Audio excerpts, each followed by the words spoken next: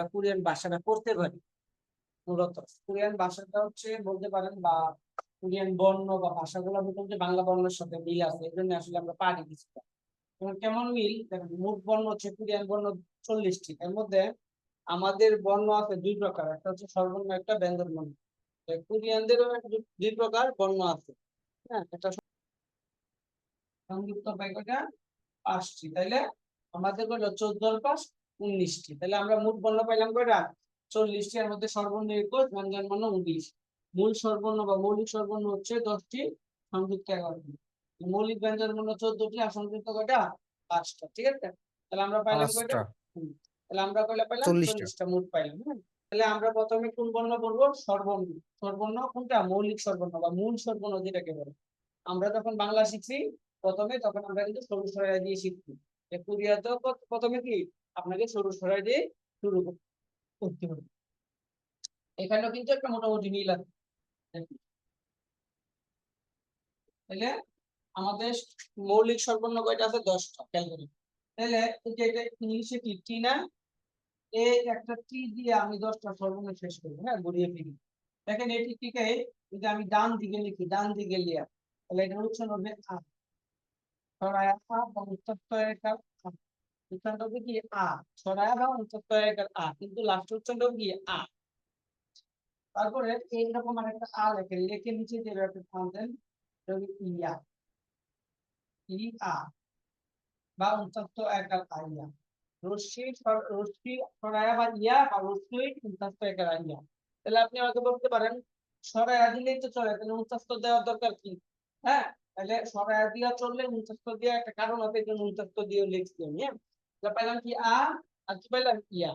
এখন এর আটাকে ঘুরে লেখেন কিভাবে? এটা হবে সরয় অ। সরয় অ বা অন্তস্থ অ। সরয় অ বা অন্তস্থ অ। আচ্ছা, তাহলে আরেকটা অ লেখি, লেখে নিচে দেখে প্রাণ দেন, এটা হবে ইয়। ই অ।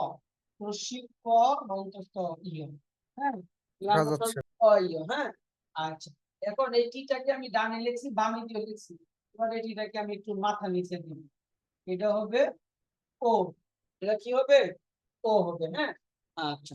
তারপরে যদি আমি আরেকটা ও লিখি, লিখে উপর থেকে একটা টান দিয়ে দিই, এভাবে লেখাটা হবে এভাবে। হ্যাঁ, এভাবে লেখাটা হবে। ওইটা একটা আর এটা দুইটা, ওটা হবে ইও। বুঝছেন হবে কি? ইও। তাহলে কি পাইলাম? আ ইয়া, অ ইয়, ও ইও। ঠিক আছে, ইও। আচ্ছা। জি। এখন ডানে লিখলাম, বামে লিখলাম, নিচে লিখলাম, এবার একটা সঠিকটি লিখলাম। সঠিক হবে উ। দেখি রস্য উ, আমাদের রস্য উ। আর একটা উ লিখি, লিখি উপর থেকে এভাবে টান দিই, এটা হবে ইউ। এটা কি হবে? ইউ। হ্যাঁ, উ ইউ। আচ্ছা, এখন আমরা ডানে বামে নিচে সঠিকটি সবই লিখলাম। এবার লেখেন একটা জমি নিয়ে টান দেন, এটা হবে দীর্ঘ উ। এটা ছিল কি? রস্য উ। এটা হবে দীর্ঘ উ। এটা হবে দীর্ঘ। লম্বা টান দিন, হবে রস্য ই। কি হবে? রস্য ই। ই। তাহলে আমরা পেলাম কয়টা? 10টা স্বরবর্ণ পাইলাম। আ, ইয়া, অ, ইয়, ও, ইয়, উ, ইউ, উ, ই। তাহলে আমরা কয়টা পাইলাম? 10টা স্বরবর্ণ পাইলাম। তাহলে আপনারা কি করবেন? প্রথমে 10টা স্বরবর্ণ কি মুখস্থ করবেন? মোটামুটি 10 মিনিটের পর আপনি 10 মিনিট করলেই মুখস্থ হয়ে যাবে। হ্যাঁ, আমি আবার একটু উচ্চারণ করে দিই। আ, ইয়া, অ, ইয়, ও, ইয়, উ, ইউ, উ, ই। আবার বলি, আমার সাথে মনে মনে বলেন আপনারা, আমি বলি দেখে দেখছেন।